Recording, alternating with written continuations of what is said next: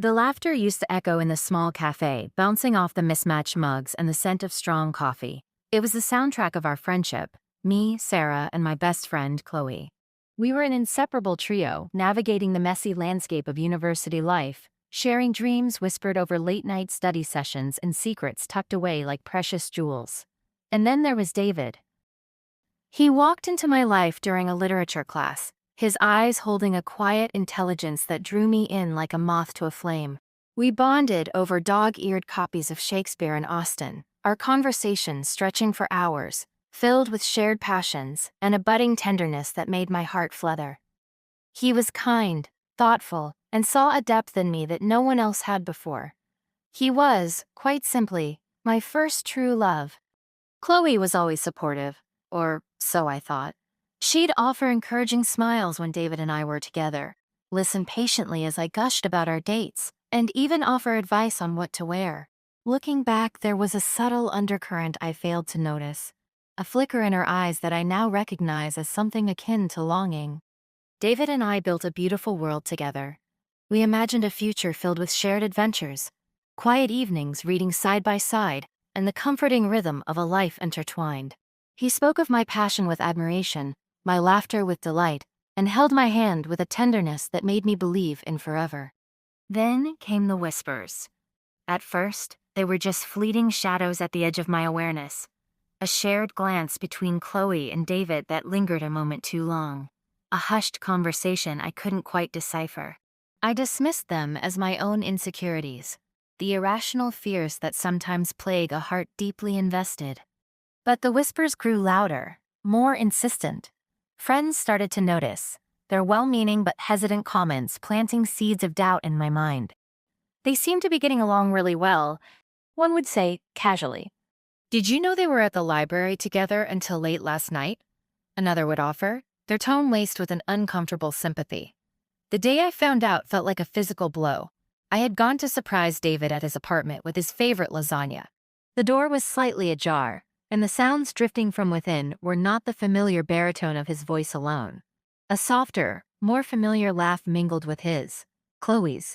My hand froze on the doorknob. The world outside the door seemed to fade away, replaced by a deafening roar in my ears.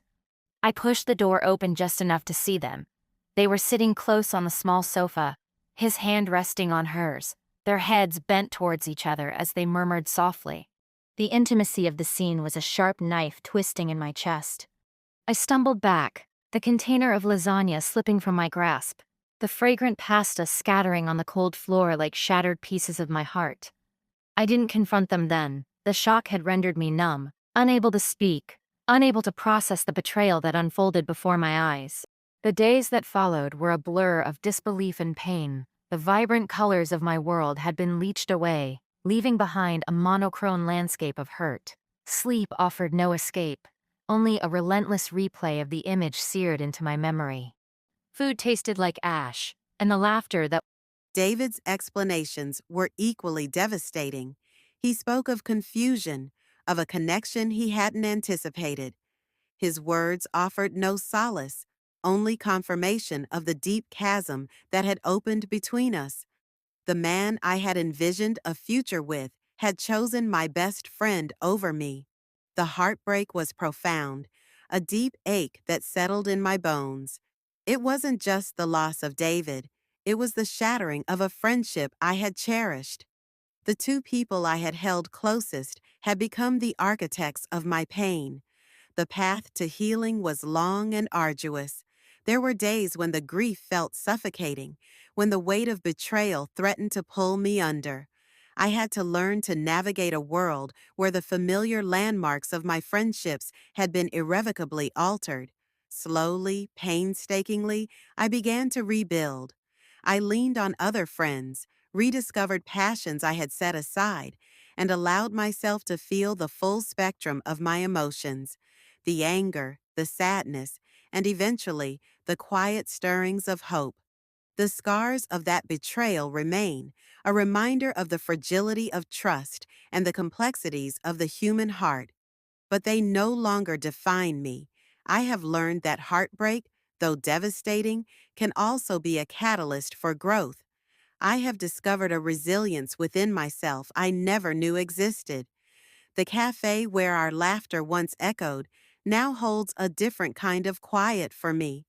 It's a space where I remember, but also where I acknowledge the strength I found in the aftermath of pain. And though the memory of their betrayal still stings, it no longer holds the power to break me. I have learned that true love, the most important kind, begins with the love and respect I have for myself. And that is a love that no one can ever steal.